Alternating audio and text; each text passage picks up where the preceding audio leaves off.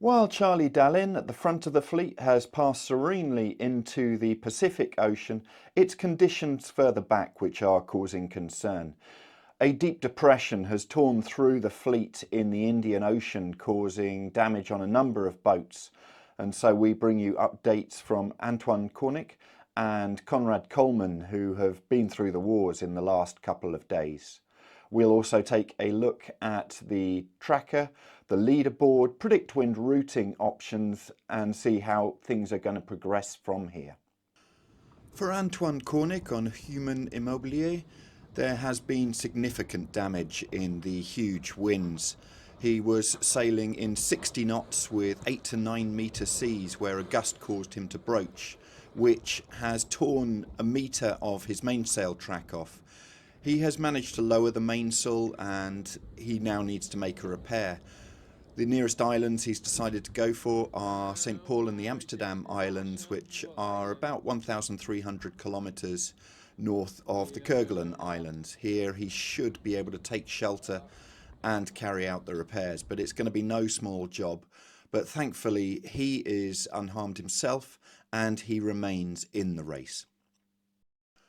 We saw Conrad Colman in a pretty distressed state yesterday on board his yacht in the high winds, and he's also now sporting a black eye from being knocked around inside the boat. He's of course picked himself up as he always does, and he's got some repairs to do now on the boat, some down to the last minute changes they made on the yacht before leaving Les Abdelons, where they simply just didn't have a chance to make tests as to how the new systems would work. But he is hugely resourceful and will manage to make those repairs, and he's in slightly lighter winds. What I mean by that is still 35 knots, but lighter than the 50 to 60 knots that he was encountering earlier. Got a very, very small hole in the main, but that's easily fixed. Rip on the J3, again easily fixed, although that's really the sail that I want to be sailing with at the moment. It's still blowing 35 knots. So a little bit marginal for the J2, although not far off. The forward-looking camera has the bracket has failed, and then I've got a knot with my backstays. So unfortunately, these are just lots of little things, because lots of new things came onto the boat at the very last moment, and we had very little testing time, very little time in in any wind, let alone strong wind, to validate all of these things. So they're not really sort of failures on the part of the systems that we have on board the boat. It's just still growth pains, still sort of showing the youth of the things that we have on board the boat. So it's a shame not to have had the occasion to sail more before the start and to have fixed these problems before they became real problems. But that's okay. We're here in the Indian Ocean, cruising along, more or less in good shape, and I have the skills and the materials to fix these things, so I will. See you soon. Looking on the tracker of the Initiatives-Cœur website of Sam Davies, we can see up at the front there into the Pacific Ocean. We can see there Charlie Dalin in the lead, followed by Sébastien Simon and Johan Richomme. A little bit further back we can see Clarisse Kramer and Sam Davies have just passed the longitude of Cape Leewiun. We will hear from Sam Davies shortly. And next to get this deep depression as it moves east are going to be Damien Seguin, Roman Atanasio and also Pip Hare, so we'll watch out for them and hope that they make it through unscathed. The ranking at 0600 UTC shows how Sébastien Simon and Johan Richomme are just not letting Charlie Dalin get away, and the lead is now down to under 200 nautical miles.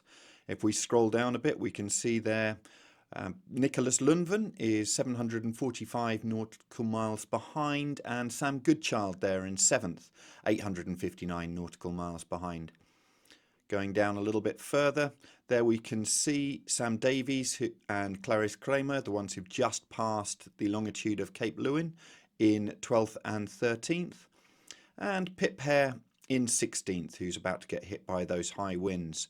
Jean Le Cam, the leading daggerboard boat, in 18th, and we can see a little bit further down in 28th, Conrad Colman, who we heard from after the high winds which he's been through. Richard Gladwell, sailworld.com's New Zealand editor, has again done the routing options for Charlie Dalin now he's in the Pacific Ocean, and it is choosing a far further north route towards the South Island of New Zealand than we had yesterday. This shows just how dynamic the weather picture is currently in the Pacific Ocean and gives a lot of hope to that chasing pack. We can see as he progresses into the Pacific Ocean on Monday and Tuesday, there is stronger pressure behind and lighter wind ahead. Those blues show the light areas and the reds show the stronger winds. And so there are very many options ahead for that chasing pack, and Dalin is going to have it far from all his own way. Welcome on board Initiatives-Cœur. It's Friday morning and I just passed Cape Leewiun, second of the 3 capes that we have to go around in this Vendée Globe. So pretty happy about that. All's good on board. I'm still watching my electronics because I had a few blackouts a couple of days ago. But hopefully the problems are under management. It's not very fun having blackouts. And today's a nice day. It's pretty light winds, but we're going fast enough. The breeze is building again. It's going to come up in the next couple of hours. And straight line sailing's pretty cool. I managed to do a few more checks this morning, a little bit of maintenance work. And now I'm going to have something to eat, I think.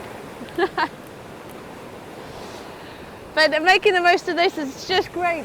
To get my head outside doesn't happen very often on these boats.